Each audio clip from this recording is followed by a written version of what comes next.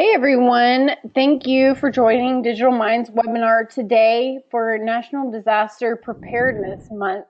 Just a little housekeeping up front. Our presentation should last around 20 minutes and we'll have some time for questions at the end if you have any. There's a chat feature in the lower right hand corner that you can send chat any questions you have to me, and I'll be monitoring that. All attendees are in listen-only mode, and this is being recorded and will be uploaded to our YouTube channel at a later date. Following the presentation, there will be a short survey that you'll get in your inbox, so be sure to check that out. To introduce myself, my name is Jordan Nip. I'm the marketing manager. If I haven't met you, just putting a face to a name of some emails if you get them from me. And with that, I will hand it over to Michael Bush, managing partner of Digital Minds for the last 19 years. So I will let him take it away. Well, thank you, Jordan. As always, as we begin all these, we want to say thank you for joining us. We try to keep these short and concise, to the point, and to bring some up-to-date information to our clients and prospects and clients that are looking for a great provider. And we just want to keep these informative for you.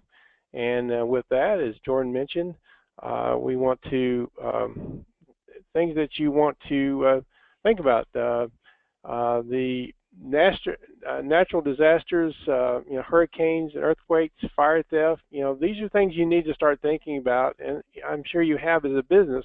What are you going to do when these situations happen?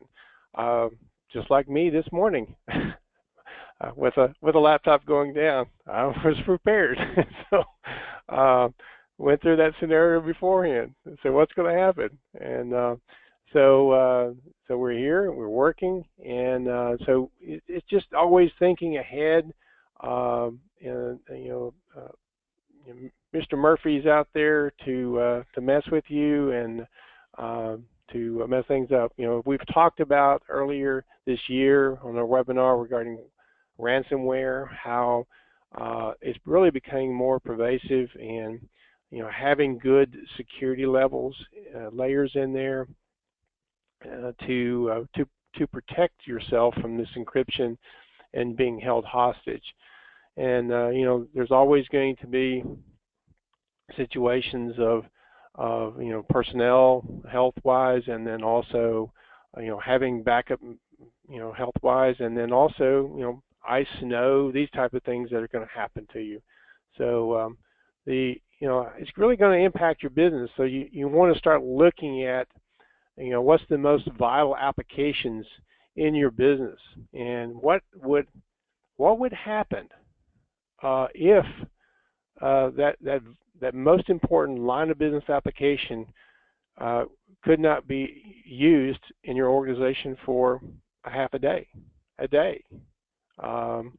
What's the impact of the bottom line dollar to your business, and what would happen if it was down for 2-3 days? So you need to look at the kind of doing the numbers in your organization, think that way, and then you start looking at saying, okay, if we were to have a backup solution, how much would that cost to be able to get me back up and going to offset that impact on my business? Is that infrastructure in place to allow those applications to run?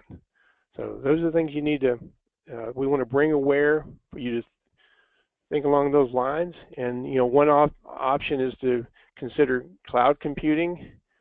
It's becoming more popular these days. The applications are being really designed more for it now, and the way data is being structured and the way people interact with these applications have gotten a lot better.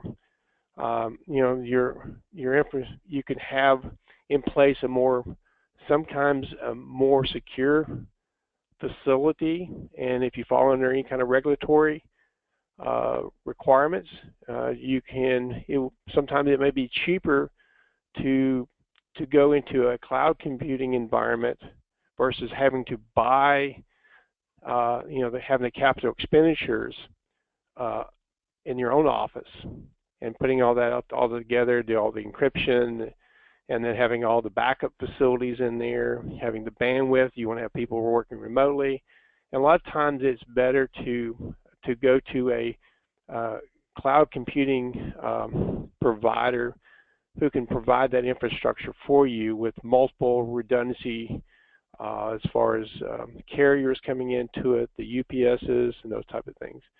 So, excuse me. So you want to keep that, you want to keep your business continuity going. Even if your business is, the building is destroyed, if you have to evacuate, you have, unexpected complete hardware failure. So to be a good business manager here, you need to think ahead from those things. One of the things is, how does all this work? And I'm sure a lot of you join here, if you're clients of ours, we've spoken about this before. And essentially, you put everything in an offsite data center. You can use a remote desktop going into these various to the data centers, and you can use a web interface to connect to it. You can connect to it through a VPN connection. All the connections would be a secure connection. But the beauty of it is, it does allow you to lower your hardware cost when you start looking at doing cloud computing. And it gives you a lot of freedom to just use your existing older equipment. And if it dies, it's no big deal. You can get a lower cost piece of equipment in there to do the same thing, because your desktop really becomes virtual. And it's going to make it easier to recover from disasters too. And things can happen. We have redundancies in our data centers to be able to bring things back also. And it's what's nice about these things. It's kind of a pay-as-you-go kind of go type basis. Where again, if you start thinking of, well, we can do this on house, yes, you can, but then you need to have the infrastructure in place and the redundancies in place to do that. We have multiple data centers all over the country, and have multiple redundancies going in each one of those. So to build out your own server room and the connectivity to that can get a little expensive sometimes. So to do it right and make sure you do have those capabilities in there, the one way to help somewhat reduce that cost is to put in a backup disaster recovery device in there. So if your main server were to fail, you can put those in there. So the part of this is securing your data. It's offsite. Is if someone to break into your business, there's really not anything to steal as far as your data, your intellectual development that you've done, your financials. They're all offsite in a secure environment. And part of us securing it, we can offer two-factor authentication. So even though someone may have compromised your password, it's also, unless they have the two-factor key, it's useless to them. So and doing the other thing is securing your data on kind of portable devices. So there's a lot of things I'm trying to throw out to you, as a client base and as visitors today, just to think about from a business manager standpoint. And why does your data need to be encrypted? We talked about that a little bit. Lifeblood of your company, and part of it, even if it's encrypted with the technologies out there today, you can actually send a signal to remotely wipe it, even on a laptop. We have that technology too, so that if you have mobile users and someone breaks into a vehicle where that's a company laptop, we can completely wipe that or pull the key away from it, which is totally useless. So, having, again, that's one of those bad things that can happen. And who think that someone's going to break into it, and it can happen. Um, as we kind of talk about the mobile device management and also encrypting hard drives, we basically can do this through our DMI Simply Secure system, and it basically we can manage it. And it's a cloud-based system, and we can do that through desktops, mobile devices, USB devices. So if you may have portable hard drives, we can encrypt those to secure that. And the beauty of that again is, if it were to get lost or stolen, your data is going to be secure. And so Android, iPhones, the technology doesn't really matter.